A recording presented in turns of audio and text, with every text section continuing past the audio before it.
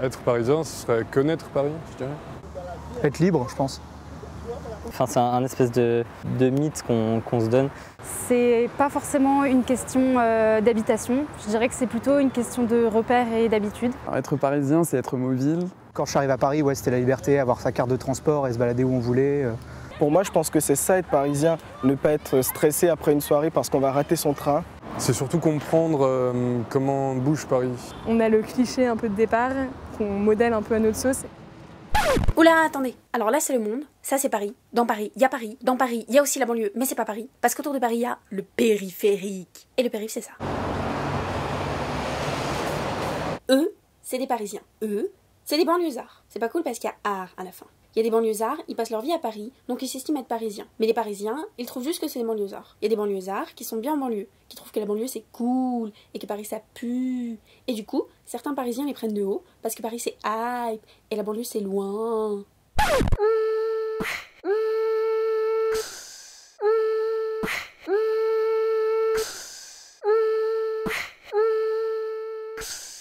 Il n'y aurait pas de Paris sans la banlieue, enfin je pense, mais après... Ou alors Paris serait peut-être pas aussi belle sans la banlieue. Paris, ce serait la lumière, si tu veux, et la banlieue, l'ombre, quoi, tu vois. Je pense clairement que l'identité parisienne est aussi définie par l'identité de sa banlieue. Il y a toute une culture, je ne sais pas si populaire c'est le mot, qui se construit dans Paris et qui crée une nouvelle identité parisienne. Dès qu'on parle de banlieue, le mot banlieue même a pris une dimension un peu péjorative, tu vois. Il faut trouver un autre mot pour désigner ça. Mais je pense que c'est pas à cause des médias et des films qu'on a pu voir et qui du coup forment une image de la banlieue erronée. Quelqu'un qui habite en proche banlieue va faire énormément de sorties dans le centre de Paris, va prendre le RER et aller à Paris extrêmement souvent. C'est pour ça aussi qu'on peut comprendre et qu'il puisse se définir comme parisien, parce que finalement son lieu de vie c'est Paris, même s'il dort en banlieue. Pour moi, ce qui définit d'être banlieusard, c'est de défendre sa ville coûte que coûte.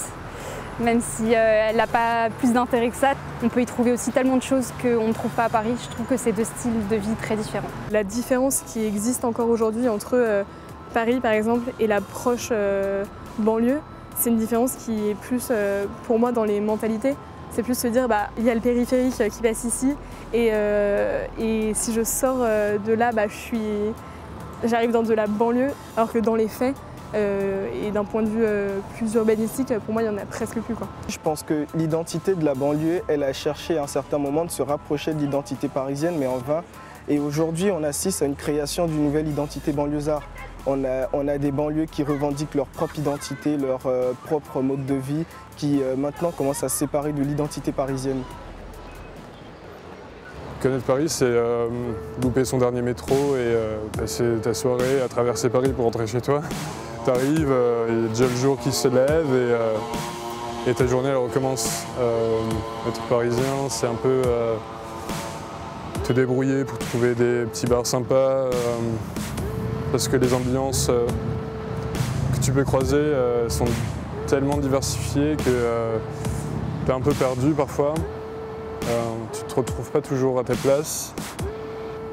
On est tellement nombreux que ta manière de respecter les autres autour de toi, ou ta manière d'aller vers les gens, ça te fait un peu de toi un Parisien.